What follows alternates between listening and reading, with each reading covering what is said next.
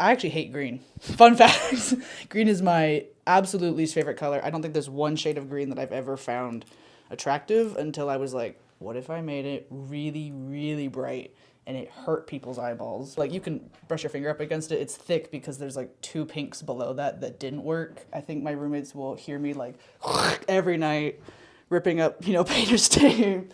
And they're like, oh, she's working again. I think a lot of people were like, yeah, you're trying to make, safety guard yellow look good. And I was like, we're gonna try. I also just think they are spite pieces, because a lot of them are just like, I want to make this and I'm going to make it whether you like it or not. I'm a primary girl through and through. If I can find red, yellow, and blue all on the same piece of paper, I'm very happy. And going back to my family, my dad had just bought like fluorescent yellow glasses.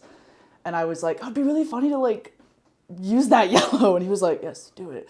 Because that's how he talks. I was raised by 2 practicing artists, graphic designers, so I do have a shape and font language built into my head, because I was raised on like, are you using Comic Sans? You stop that right now. I've always been attracted to bright colors and just always having very strict kind of setups. A lot of these started as weird sketches I do if I'm at work or just out somewhere. This is my no pressure sketchbook.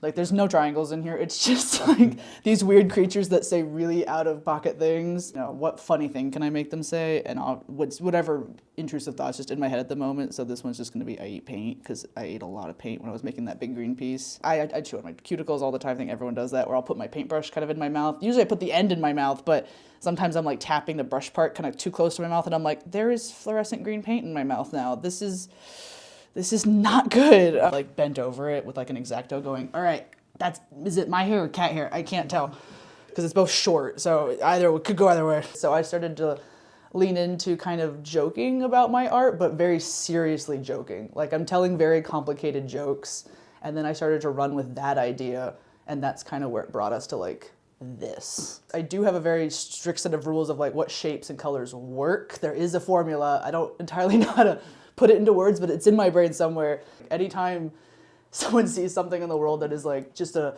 really nice square with maybe like a triangle next to it and they're nice colors, I get pictures of it and they're like, hey, it's you. And I'm like, yeah, you are right on. So it is nice to be perceived as this like abstract person that is also kind of connected to their art quite literally, like pink on pink. I think some people will call it lack of care, and I just kind of call it proof of life.